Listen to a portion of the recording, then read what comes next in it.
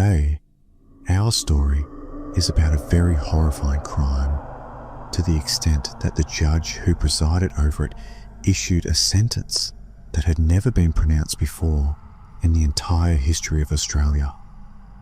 This story contains intense acts of violence, so if you are sensitive to this type of content, I warn you to be careful while listening. But before we begin, if you enjoy terrifying, strange, dark, and mysterious stories that I narrate, I want to tell you that you are in the right place, because this is exactly what I offer here. I post a new story almost every week, so if this genre appeals to you, please subscribe to the channel and activate the notification bell so you won't miss any of our weekly stories. Focus carefully on this episode and try to uncover the small secret hidden within it. Let's get started.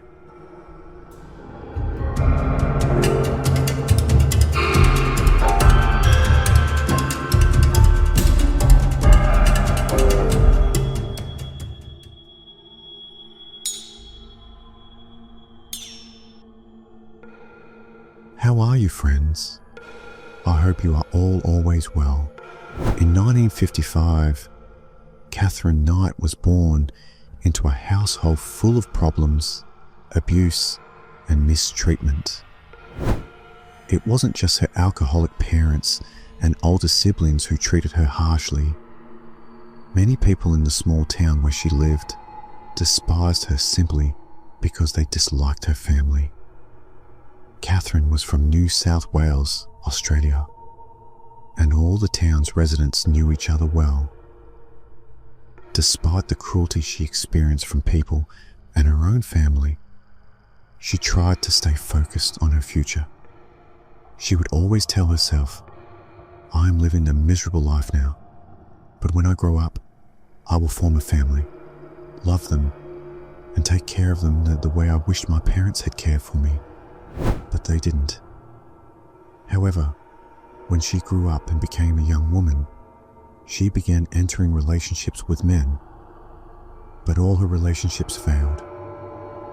Violence and problems always erupted with anyone she became involved with, as if she didn't know what a relationship based on love, cooperation, and mutual feelings was. This was natural, given that she was raised in a home full of violence and hatred. In 1995, at the age of 40, she felt lonely and hopeless because she had not found anyone to love or to love her. At that time, she met a man named John Price, who was also 40. From the moment she met him, she felt that he was different from all the men she had known before. He was caring and tried to support her, empathizing with her dark past, wanting to compensate her for the lost years of her life. She indeed felt that he genuinely loved her, and their relationship began. Catherine moved to live with him in his house, where his 3 daughters also lived. The girls adored Catherine, and she finally felt that her life was starting to go in the direction she had always dreamed of. But this happiness did not last. Despite the beautiful beginning, the relationship began to deteriorate because Catherine kept asking John, "Are we going to get married or not?" She wanted to have an official family. John, however, having come out of a failed marriage with his previous wife, did not want to repeat that experience. He told her he might never marry again. This conflict grew bigger and bigger until it exploded in February 2000. They were in the kitchen and a huge argument broke out between them, escalating to the point that they raised their hands against each other. Finally, Catherine grabbed a knife from the marble countertop and stabbed him in the chest. John screamed at her to leave and never come back, and she indeed left the house in anger. Both of them knew the relationship was over. But a few days later, while Catherine was living alone in another house near where John lived, she began feeling lonely. She wanted to fix things again because she couldn't live alone. She loved being part of that family and decided to do what she always did after every argument with John: prepare a romantic moment for him and repair the relationship. To do this, she first had to make sure the house was empty of the daughters, then surprised John inside wearing revealing lingerie, with makeup applied and looking like a newlywed, to spend a pleasant night together and forget the previous conflict. That was her plan to reconcile with him. So, on February 29th, she waited until John left the house for work. She then returned and opened the door using a spare key she had. She found his daughters in the house, spoke to them briefly, and arranged for a babysitter to take them out. After they left, she went out to buy new lingerie. That night, John returned home and found his daughters gone. He also found a note from Catherine explaining where the girls were and assuring him that she would return shortly to reconcile. John was extremely upset after reading the note, as he considered that she had broken into his home without permission and made decisions regarding his daughters without consulting him. This made him furious. He grabbed a can of beer from the fridge, opened it, and sat waiting for her in the living room. The next morning, at 6 o'clock, he was supposed to be at work, but he didn't go. His company was very surprised because he was usually punctual. They sent an employee to check on him. The employee went to the house and found John's car parked in the garage, so he was reassured that John was home. He thought perhaps he fell asleep. He knocked on the door, but there was no answer. He kept knocking, still no response. He decided, I'll go back to the office and tell them no one is home. However, as he turned to leave, he looked down and noticed blood stains smeared under the exterior door. It was clearly blood, not just red paint. He felt extreme fear and began knocking on the door again forcefully, but still no response. He then walked around the house and tapped on all the windows, hoping that someone inside would wake up and confirm that everything was okay. But there was no sound or movement from the house. He got into his car and quickly returned to the company, informing his manager of everything he had seen. Then, everyone in the company decided to call the police. The police arrived at 8 in the evening and found the situation unchanged. They knocked on the door, but no one answered, nor was there any sound or movement. They searched the garden and found a plate of food on the ground under one of the windows, clearly thrown from the window as it lay upside down. The police were shocked by the scene. They walked around the house, inspecting the other windows. The house was completely dark inside. No matter how close they got, they could not see anything. They took out their flashlights, and when they looked through the windows, they saw a large dining table set with food as if for a luxurious feast. But no one was sitting there or eating from it. They realized that the plate found outside had come from this table. They went to the back door and knocked, but again, there was no answer or sound. They broke the door and entered. The first 2 officers inside called out for anyone, but there was no response. They moved further into the house, with the dining table to their left. The house was eerily silent and dark. When they directed their flashlights to the ground, they found blood everywhere. They continued until they reached the front door. where they discovered a large pool of blood. From this pool, blood traces led to the living room. They followed the traces, which led behind a sofa, out of their line of sight. There they found Catherine lying on the floor behind the sofa. The officer saw that she was barely alive and still had a pulse, so he stayed with her and called for an ambulance. The other officer drew his weapon and began searching the house. He continued until he reached a side room covered by a curtain. Looking at the floor, he saw blood flowing into the room. He raised his gun and with his other hand pulled the curtain aside slightly to see what was behind it, calling out, "Is anyone here?" No one responded. He discovered that the room was just a small closet built into the wall, but the amount of blood around the closet was illogical.